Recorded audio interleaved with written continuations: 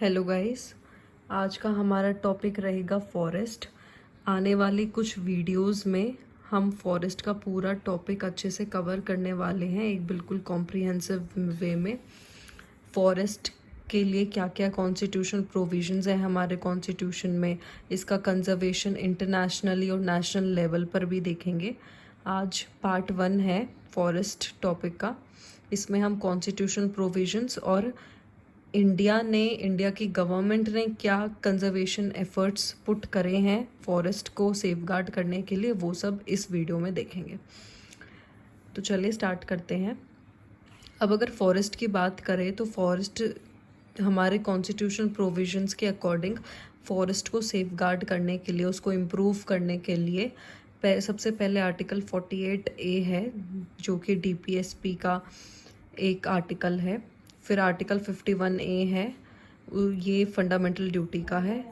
इसके अलावा जो कंकरेंट लिस्ट है हमारी, जो कि हमारे 7th शेड्यूल में 3 लिस्ट हैं, यूनियन, स्टेट और कंकरेंट। तो कंकरेंट लिस्ट में फॉरेस्ट डाला गया है और इन सभी का मकसद सिर्फ सिंपल सा ही है कि फॉरेस्ट को हमें सेफगार्ड करना है, इम्प्रूव करना है, रिस्टोर करना है, उन्हें प्रोटेक्ट करना है और ज़्यादा से ज़्यादा एरिया एनहांस करना है फॉरेस्ट कवर का इंडिया में।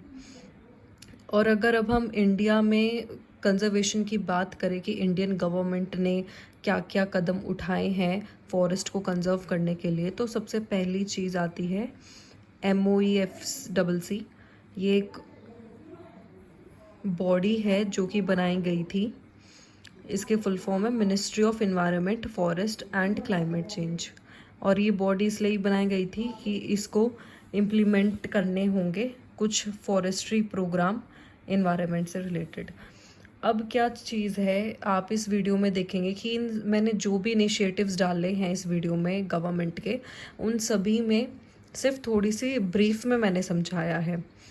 तो ये आपके मेंस में काम आने वाली है ये सारी इन्फॉर्मेशन। प्रीलिम्स के लिए आप क्या कर सकते हैं कि जो भी इनमें से कोई भी बॉडी, कोई भी इनिशिएटिव जो रिसेंटली न्यूज़ में है, उसको आप डिटेल में करिएगा प्रीलिम्स के लिए। उसके ईयर, वो कब बनी थी, कौन कौन मेंबर्स हैं, कहाँ हुई है, कोई मीटिंग हुई थी और मीटिंग में क्या क्या किया गया है, वो सब चीज़ें।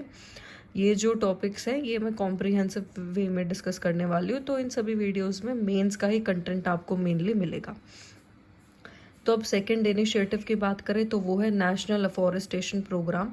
ये एक स्कीम है सेंटर की, जिसमें कि जो फॉरेस्ट डिग्रेड हो चुके हैं, जिनकी सॉइल की फर्टिलिटी एकदम डाउनग्रेड हो चुकी है, उनको रीजनरेट करने के लिए ये स्टार्ट की गई थी।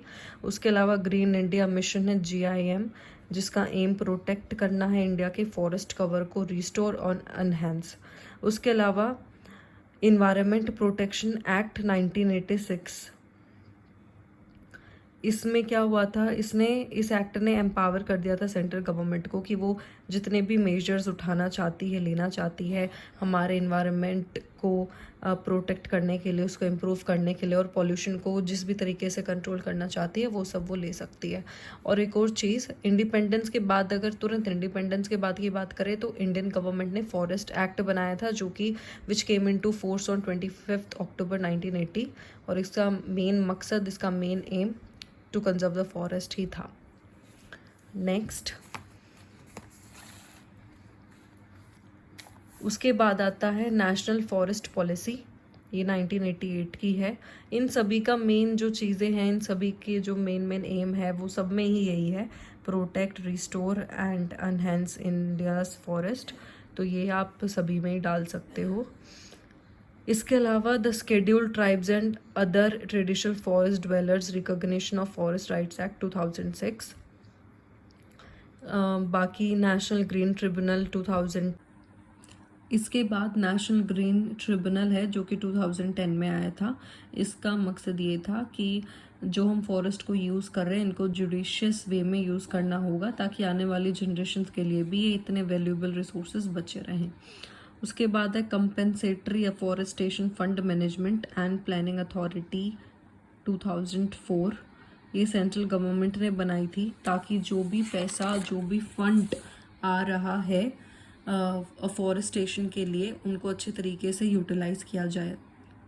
उसके बाद है जॉइंट फॉरेस्ट मैनेजमेंट, ये भी एक इनिशिएटिव है गवर्नमेंट का फॉरेस्ट रिसोर्सेज को लेकर, जिसमें कि लोकल कम्युनिटीज़ का पार्टिसिपेशन भी इन्वॉल्व किया गया है, एनजीओज का भी। और मेन चीज़ें जो मेरे को लगती हैं वो सबसे बड़ी चीज़ यही है कि हर जगह गवर्नमेंट नहीं हो सकती, हर जगह ऑफिशियल्स नहीं हो सकते हमारे गवर्नमेंट ऑफिशियल्स, तो हमें ही इंडिविजुअल लेवल पर ये सारी चीज़ों में पार्टिसिपेट करना चाहिए। और फॉरेस्ट की अगर बात करें, इन्वायरमेंट की बात, और अगर फॉरेस्ट की बात करें तो इन चीज़ों में तो सबसे बड़ा हाथ अगर किसी का हो सकता है इनके इम्प्रूवमेंट के लिए तो वो है लोकल कम्युनिटीज़ का। उसके बाद है सोशल फॉरेस्ट्री 1976। इसमें क्या किया गया था कि हमने पेड़ लगाए थे हर रोड के साइड में, रेलवे लाइंस के साइड में, एग्रीकल्चर फील्ड्स के साइड में।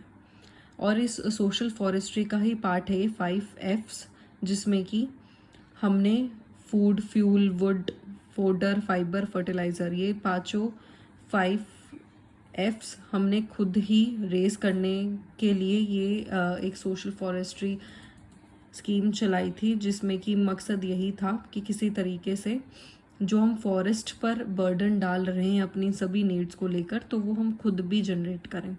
उसके बाद है इको मार्क। इसमें क्या है कि अगर कोई प्रोडक्ट है जो कि एनवायरनमेंट को बिना हार्म करे बनाया गया है तो उसके पीछे, उस प्रोडक्ट के ऊपर नीचे कहीं पे भी एनवायरनमेंट फ्रेंडली प्रोडक्ट लिखा जाएगा, ताकि उसका ज़्यादा से ज़्यादा यूज़ एनकरेज किया जा सके। उसके बाद वन महोत्सव है, ये 1950 में स्टार्ट किया गया था। फॉरेस्ट फेस्टिवल एक पूरा वीक हर साल हम मनाते हैं जुलाई का, वन महोत्सव फॉरेस्ट डे के तौर पर, फॉरेस्ट वीक के तौर पर। उसके अलावा ग्रीन स्किल डेवलपमेंट प्रोग्राम, ये यूथ के लिए, यूथ को ज़्यादा से ज़्यादा इंस्पायर करने के लिए इन सब चीज़ों में। उसके अलावा फॉरेस्ट राइट एक्ट है 2006 का। इसमें क्या किया गया था कि जो हमारे ट्राइबल्स हैं उनको ज़्यादा से ज़्यादा फॉरेस्ट रिसोर्सेज को, उनकी राइट्स को रिकॉग्नाइज किया गया था, जो कि उनका सबसे बड़ा हाथ होता है फॉरेस्ट रिसोर्सेज पर, क्योंकि वह उन पे पूरी तरीके से डिपेंडेंट होते हैं, उनकी पूरी लाइवलीहुड उस पर ही सरवाइव कर सकते हैं वो। उसके अलावा फॉरेस्ट कंजर्वेशन रूल्स 2022 है, ये अभी रिसेंट का है। ये एक बॉडी है जो बनाई गई थी, जिसमें कि बहुत सारे कमेटी वगैरह हैं हर स्टेट यूटी गवर्नमेंट लेवल पर, और इनका मेन मकसद कंजर्वेशन का ही होता है। इसके बाद हम इंटरनेशनल लेवल की बात करें तो इंटरनेशनल डे है फॉरेस्ट का, 2012 में स्टार्ट किया गया था, यूनाइटेड नेशन जनरल असेंबली ने करा था, और इसमें मार्च 21 जो है वो इंटरनेशनल डे ऑफ फॉरेस्ट माना जाता है। और अब नेक्स्ट वीडियो में मैं आपके लिए इंटरनेशनल एफर्ट्स फॉरेस्ट को कंजर्व करने के लिए जितने भी इंटरनेशनल लेवल पर हमारे पूरे ग्लोबल कोऑपरेशन और एफर्ट के साथ जितने भी उठाए गए हैं वो सभी लेकर आऊँगी। इसके बाद मैं एक वीडियो और बनाऊँगी जिसमें कि अभी रिसेंटली जितने भी आर्टिकल्स हैं फॉरेस्ट से रिलेटेड तो मैं वो उसमें डालूँगी।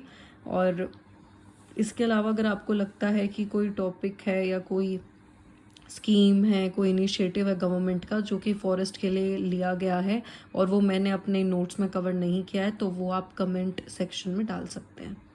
Thank you.